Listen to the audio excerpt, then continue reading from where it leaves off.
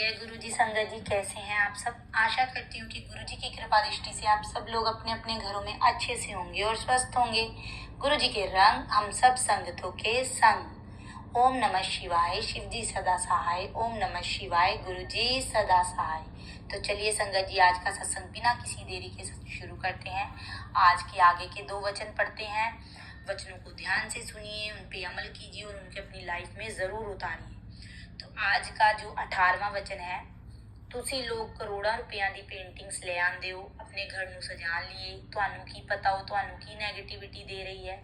गुरु जी आप सब करोड़ों रुपए गुरु जी कहते हैं आप सब करोड़ों रुपए खर्चा करके अपने घरों को सजाने के लिए जो पेंटिंग्स ले आते हो, तुम्हें क्या पता अगर वो अपने साथ उस पेंटर की नेगेटिविटी भी तुम्हें दे रही हो। मैंने गुरुजी से कहा कि गुरुजी मेरी इतनी सामर्थ्य नहीं है कि मैं करोड़ों रुपए की पेंटिंग खरीद सकूं। तो उन्होंने कहा ओहो, मैं आम बात कर रहा हूँ। जय गुरुजी। 19वां वचन है, दूर बैठा जो मेरे कुल नहीं पहुंच सक रहा, वो मेरी फोटो नाल गल करे, मैं सुनना हाँ। गुरुजी कहते हैं अगर कोई दूर है मुझसे और मेरे पास या मेरे बड़े मंदिर नहीं पहुंच सकता, वो मेरी फोटो से बात करे, मैं सबकी बात सुनता हूँ। जय गुरु जी। शुक्राना गुरु जी। तो संगत जी, ये है हमारे आज के 2 वचन। और संगत जी, आज का जो सत्संग है बहुत ही प्यारा, बहुत ही ब्लेसिंग भरा सत्संग है। गुरु जी की वड्याई का सत्संग है। वैसे तो संगत जी हमारी कोई औकात नहीं है कि हम गुरु जी की वड्याई करें, हमारे पास वो लफ्ज ही नहीं है कि हम उनकी वड्याई कर सकें, उनका शुक्राना कर सकें, हम उनका शुक्राना सत्संग कर सकें। वड्याई करने के लिए भी, शुक्राना सत्संग करने के लिए भी हमें गुरु जी की आज्ञा लेनी पड़ती है, गुरु जी का हुक्म लेना पड़ता है संगत जी।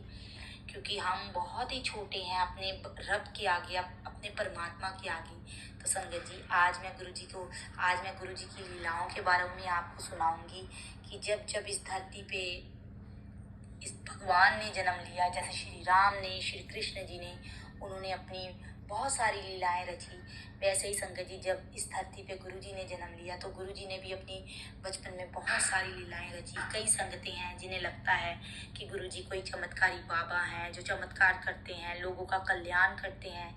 जो भी नई संगत जुड़ती है वो गुरु जी के बारे में जानने की इच्छा रखती है। गुरु जी हमारे महाशिव हैं, वो धरती पर अवतार लेके आए गुरु जी के रूप में। जब हम गुरु जी के बचपन की लीलाएं सुनते हैं तो हमारे बहुत सारे डाउट क्लियर होते हैं और गुरु जी से कनेक्शन भी पक्का होता है। पर कई संगतों को लगता है गुरु जी को कैसे हम भगवान मान लें। संगत जी, जब गुरु जी के बचपन की आप लीलाएं सुनते हो तो हर किसी से गुरु जी के बारे में बहुत सारी गुरु जी से रिलेटेड बातें सुनते हो तो आपको बहुत सारी आपके डाउट क्लियर होते हैं और आप बहुत ज़्यादा गुरु जी से जुड़े हुए महसूस करते हो। संगत जी, गुरु जी का जन्म बहुत ही साधारण सी फैमिली में हुआ था। पंजाब के मलेरकोटला जिले के डुगरी गांव में हुआ था। साधु संतों से पहले ही उनकी फैमिली को वरदान था। जब गुरु जी महाराज का जन्म 7 जुलाई 1953 को हुआ तो दाई माँ बताती हैं कि पूरे कमरे में उजाला हो जाता है और संगत जी आसपास में सांप गुजरते हैं। उनके जहाँ पे जन्म होता है वहाँ पास में से उनके बहुत सारे सांप गुजरते हैं, क्योंकि धरती पे महाशिव का जन्म होता है। तो संगत जी, गुरु जी की कुंडली जब उनके घर वालों ने पंडितों को दिखाई तो उन्होंने कहा कि ये आपके बेटे नहीं हैं, ये तो जगत का कल्याण करने आए हैं। अब उनको क्या पता कि कौन महापुरुष और भगवान ने उनके घर में जन्म लिया है। संगत जी, गुरुजी जब छोटे थे तभी समाधि में बैठ जाते थे। गुरुजी ने बचपन में ना कभी अपने कपड़े गंदे किए, ना कभी गीले किए और बचपन से उनसे बहुत गुलाबों की खुशबू आती थी। कई घंटे समाधि में बैठे रहते थे, तेज धूप में, तूफान में, तेज बारिश में, लेकिन गुरुजी पे संगत जी कोई असर नहीं होता था। संगत जी, बचपन में एक बार उनके दोस्तों ने सोचा उनको तैरना सिखाते हैं। गांव में किसी तालाब के पास ले जाके गुरुजी को तालाब के अंदर धक्का दे दिया कि गुरुजी को हम तैरना सिखाएंगे। लेकिन गुरुजी के दोस्त तब हैरान हो जाते हैं जब गुरुजी चलकर बाहर आ जाते हैं और बिल्कुल भी गीले नहीं होते। संगत जी,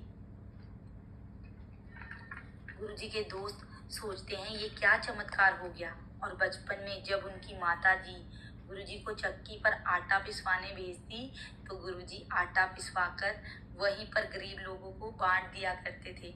संगत जी, जब गुरुजी के बापूजी उन्हें खेतों में काम करने ले जाते थे ना, तो गुरुजी खेतों में जाना बिल्कुल पसंद नहीं करते थे, क्योंकि उनको ये सब नहीं पसंद था कि मतलब जिस चीज़ से उनके कपड़े गंदे हों, उनको अपने कपड़े गंदे करना बिल्कुल पसंद नहीं था और वो वहाँ से भाग जाया करते थे। एक बार गुरुजी ने क्या किया कि ट्रक से भरे हुए संगत को अपने घर ले आते हैं और उन्हें अपने घर में ही रात को ठहराते हैं और अपनी माता जी को बोलते हैं कि उनके लिए आप खाना बनाओ। तो उनकी माता जी उनके लिए खाना बनाती है, उन संगतों के लिए खाना खिलाते हैं वो, और वहीं पर रात रुकवाते हैं। और जब वो सुबह होती है, जब संगतें जाने लगती हैं, तो उनकी उपहार में चटाइयाँ देते हैं जो उनकी माता जी ने बनाई होती हैं अपने हाथों से। और जब वो चले जाती हैं संगतें, तो उसके बाद उनकी माता जी और बापू जी उन पे बहुत नाराज़ होते हैं और पूछते हैं क्यों लेके आए, क्यों उनको यहाँ ठहराया। तो संगत जी, गुरु जी जवाब देते हैं कि अगर मैं उनको अपने घर ना लेके आता तो उनका बहुत बड़ा एक्सीडेंट हो जाता और वो उनमें से कोई भी ना बचता। मैंने तो उनका संकट टाला है। तो संगत जी, ये गुरुजी की छोटी छोटी लीलाएं सुन के ना मन को छू जाती हैं। और संगत जी, गुरुजी की लीलाएं बहुत ही प्यारी हैं।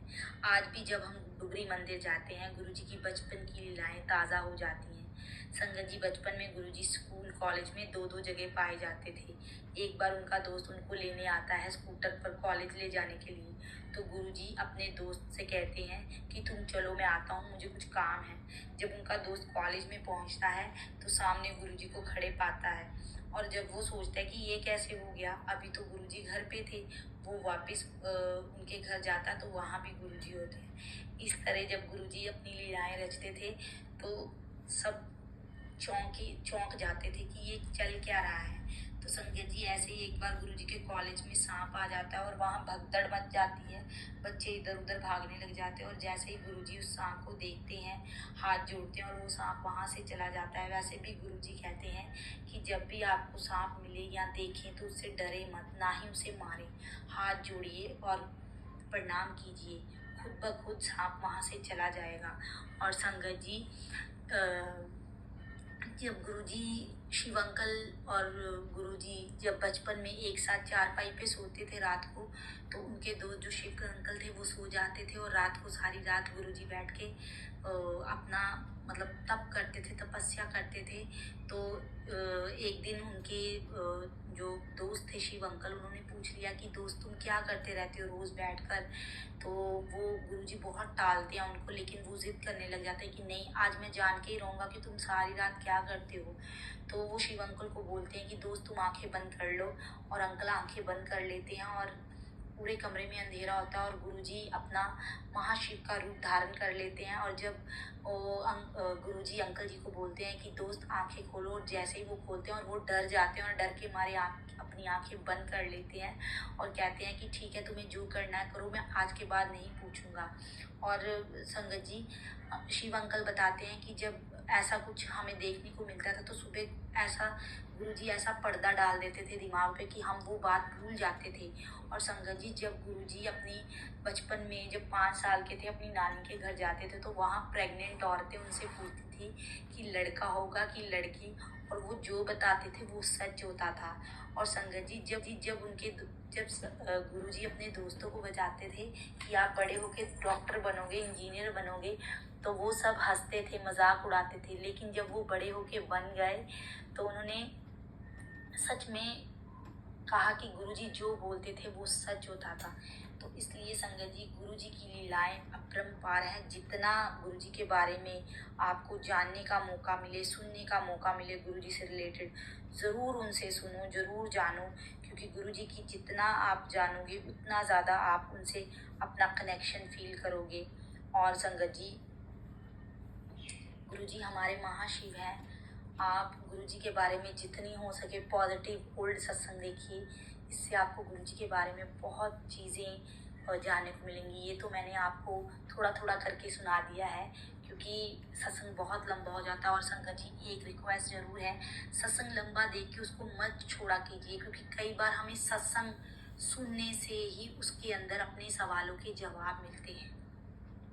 तो हमें सत्संग को पूरा सुनना है, आधा नहीं सुनना है। जैसे कि मैं हर बार बोलती हूँ कि गुरुजी कहते हैं जब हम सत्संग सुनते हैं, सुनाते हैं, तो मैं आपके आसपास ही होता हूँ, आपको ब्लेस करने के लिए, आपको ब्लेसिंग्स देने के लिए। तो गुरुजी कहते हैं कि इसलिए 3 रास्ते हैं खुश रहने के: शुक्राना, मुस्कुराना और किसी का दिल ना दुखाना। इसलिए मुस्कुराते रहिए, पॉजिटिविटी फैलाते रहिए, पॉजिटिव सत्संग देखिए और पॉजिटिव रहिए और गुरुजी से अपना कनेक्शन जोड़िए। तो संगत जी, आज के सत्संग में अगर मुझसे बोलने में कोई भी गलती हुई हो तो मुझे क्षमा कीजिएगा। गुरुजी आप भी मुझे माफ़ कीजिएगा। और मैं अपने सत्संग को यहीं पे विराम देती हूँ, आज्ञा लेती हूँ। मंत्र जाप करके हाथ जोड़िए, आंखें बंद कीजिए। ओम नमः शिवाय। शिव जी सदा सहाय। ओम नमः शिवाय। गुरुजी सदा सहाय। जय गुरुजी। शुक्राना गुरुजी।